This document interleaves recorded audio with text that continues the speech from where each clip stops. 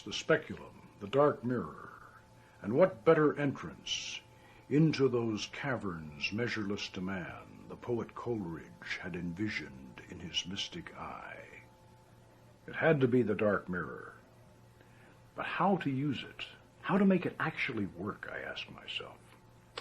And then something that I had read the year before jogged my memory. Something about the use of dark mirrors in the Far East. The final clue had been sitting on my bookshelf all the time. The book was called Tantra, the Yoga of Sex by Omar Garrison. In this work,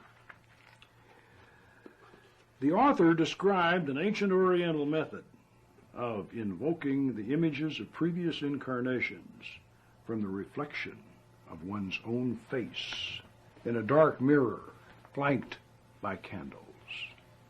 As I reread this section in Garrison's book, I felt a shiver of excitement. I was experiencing the same thrill that an archaeologist must feel as he brushes away the sand and looks down at the unbroken seal of an ancient royal tomb. I tried Garrison's experiment, and I found that it worked with remarkable effectiveness. If one stares in a darkened room into a mirror flanked by candles, after several minutes, a strange phenomenon will almost always occur.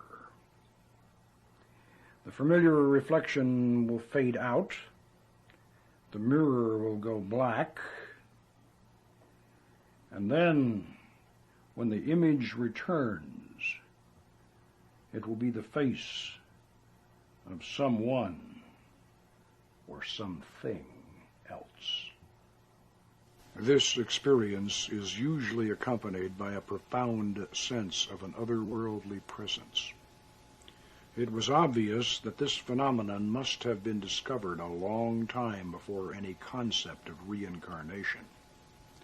It probably went back as far as the Paleolithic, when Stone Age people stared fascinated at their reflections in dark, still pools of water, seeing the strange transformation occur and being convinced that they were in the presence of their gods. I suspected that in a ritual setting using traditional conjurations and symbols, specific spirits and even ancient gods and goddesses might be summoned from the other side. This might well be the hidden meaning behind that strange passage in the Bible that reads, God fashioned man in his own image. I command thee by the Tetragrammaton, Amashao, by which the elements are overturned. The air is sundered, the fire is generated, the earth moves, the sea rolls back, and all the host of things celestial, of things terrestrial, of things infernal, do tremble and are confounded together. Come, appear before this circle, within that triangle, in fair and human form, without horror or deformity and without delay. Come from whatever part of the world thou art and answer my questions. Come presently, come visibly, come affably and manifest that which I desire.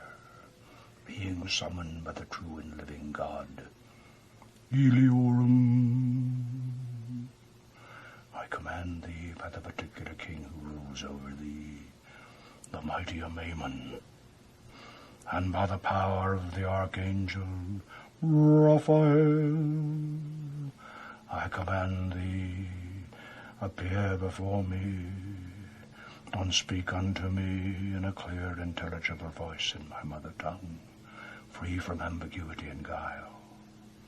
Come in the name of Adonai Zebaoth. Come, why dost thou tarry? Adonai Shaddai, King of kings, commands thee. I've not been dead, but only sleeping, hardly longer than a wink. I'll be up and rolling thunder once I have another drink.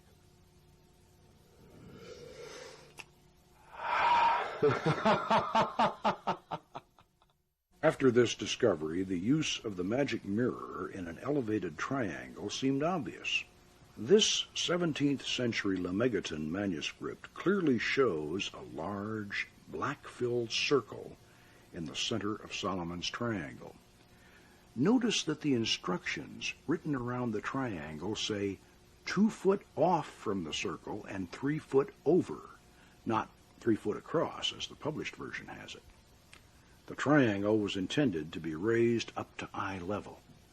And this drawing, from a 16th century manuscript by the mysterious Dr. Thomas Rudd, shows a mirror on a stand with Solomon's secret seal from the Goetia of the Lemegeton clearly depicted on the reverse side, exactly like my original setup. We know that polished obsidian mirrors were used in the Neolithic Middle Eastern city of Khatal Hayuk as far back as 9,000 years ago, before the Great Flood. And later, in the time of Solomon, the Egyptians and the Canaanites made mirrors of polished copper and of silver, metals attributed to the planet Venus and the moon. I extended my experiments to include others, and I soon discovered that it was even more effective if the magician stood behind a passive receiver who could then concentrate totally on the mirror. Under the power of the Archangel Uriel, through the angel Mendiel, in the realm of the king Zemanar, and thee by Barlamensis, Barliciensis, Almantia, Apollodosaidi. I am here. What do you desire of me? And so I had the secret. Like Dr. Frankenstein, I had learned how to do it. But even though I may have been just as obsessed as the fictional Victor Frankenstein, I didn't want to make his mistake. Before I opened the brass vessel and released these spirits into the world again, I wanted to fully understand the philosophical and spiritual significance of a system that had been such a closely guarded secret for so many thousands of years. I had to ask myself, was it possible that there were slumbering demons in our past that, as the late Howard Phillips Lovecraft had suggested, might better be left unawakened? How had the beautiful goddess Astarte and her handsome consort, Prince Baal, the thunder god, been transformed into demons in the medieval books of black magic? Well, I found the answers to these questions in the mysterious, long-lost biblical Book of Enoch. In those mythical prehistoric times before the Great Flood, the Book of Enoch tells of a war in heaven in which God and his loyal host of angels, led by the Archangel Michael, were arrayed against a horde of rebellious angels who had lusted after the daughters of men and had descended to earth, where they were breeding a race of giants and were teaching humans the forbidden secrets of sorcery and magic. The Book of Enoch goes on to relate that the 4 great archangels, Michael, Raphael, Gabriel, and Uriel, came down and imprisoned these fallen angels at the 4 corners of the earth, where they became known as the Watchers. Jewish, Christian, and Islamic theologies retained the traditional loyal angels of heaven, especially those 4 great beings who rule the quarters of the universe, Raphael, Michael, Gabriel, and Oriel. But they had no place for the gods and goddesses of the ancient pagan religions they had conquered. And so the rabbis, the priests, and the imams practiced a sleight-of-hand trick and reclassified the homeless but not forgotten pagan deities as those same fallen angels who were already chained in deep pits at the ends of the earth. Thus, their greatest rival, the Canaanite thunder god, Prince Baal, became the demon Baal, first among the ranks of the fallen, who was said to appear as a cat, a toad, or a man, or all three at once, and to grant the power of invisibility. Prince Baal's beautiful consort, the goddess Astarte, queen of heaven, and mistress of the temple of love, was transformed into the demon Astaroth, described as a hurtful angel with bad breath, but who, when summoned, would reveal the true history of the fallen angel, and she certainly has fulfilled that promise. This prehistoric myth of the fallen angels laid the foundation for a Middle Eastern legend about the biblical King Solomon, who was said to have been the greatest magician of ancient times. According to our legend, Solomon, armed with the power of God's holy angels, bound and sealed those 72 rebellious spirits, or genii, into the brass vessel, from which he called them forth to do his bidding, even to assist him in building the great and holy temple at Jerusalem. But can our fantastic legend have any truth behind it? Are we really seeing these ancient gods and goddesses who became the fallen angels in the dark mirror in our magic triangle? Are the strange voices that speak through our lips during the magical channeling process really coming from these deities and demons of the dim past? Have we actually opened that lost portal between the worlds? And if so, can these powerful genii be commanded to reveal hidden knowledge and accomplish wonderful things? Well, the only way you're going to know for certain is to look into the dark mirror yourself. But I warn you, unless you take Solomon's magic very seriously, you should have nothing to do with these experiments. This ancient art is not a party game or a Halloween prank. There is no place in the magic circle for the dabbler or the thrill seeker. Every aspect of this system, spiritual, psychological, and technical, must be thoroughly understood before these experiments are undertaken. Like knights of olden times, magicians must be trained, armed, and armored before they go on a quest into the spirit realm. First, you should know that the magic circle is your philosophical fortress when you open the gateway between the worlds. It represents the perfect circle of the vast universe and the unbroken boundary of your own being, which are one and the same when you practice Solomon's art. As above, so below. As within, so without. You should know that even back in ancient times, the triangle represented the philosophical first plane of manifestation.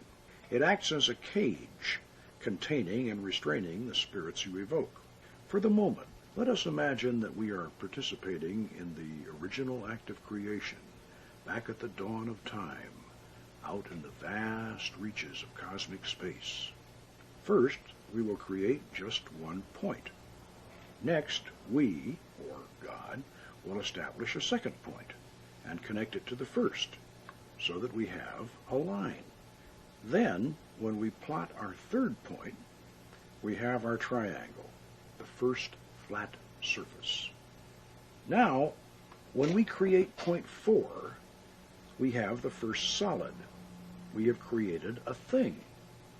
And as long as we refrain from establishing point 5, setting our thing in motion, we will constrain our creation to remain in its position.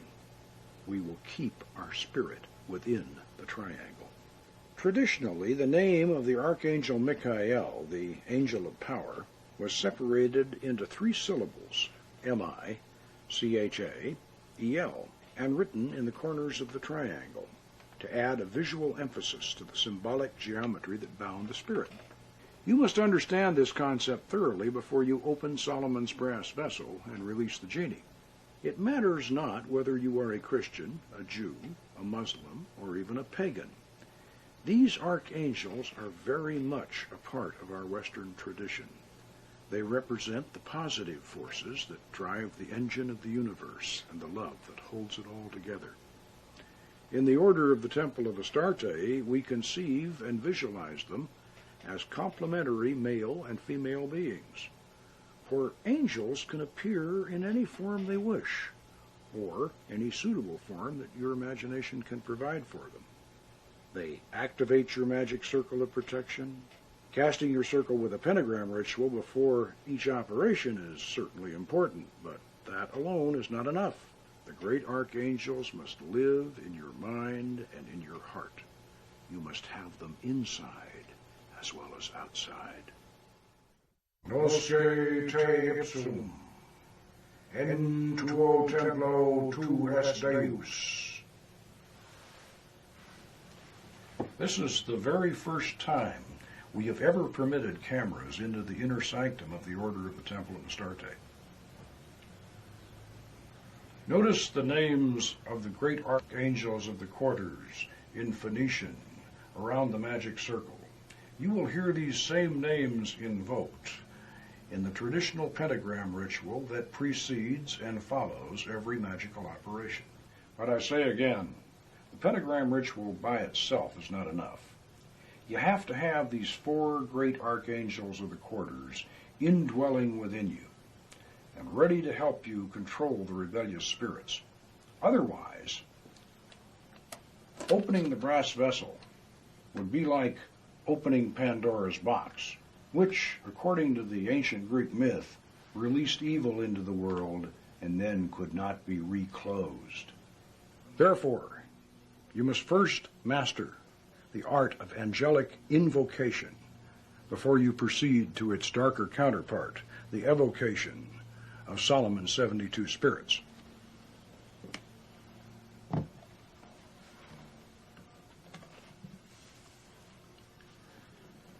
Along with the secret of the mirror in the triangle, the other crucially important element missing from the Goetia was the fact that the 72 spirits of the brass vessel had 72 direct counterparts in the holy angels of the Shemham Farash, or extended name of God. Now these derived or suffix angels are not as personified as the archangels of the quarters or the angels of the planetary spheres, but they do provide a direct channel of power through which the 4 archangels of the quarters control each and every one of the spirits of the brass vessel.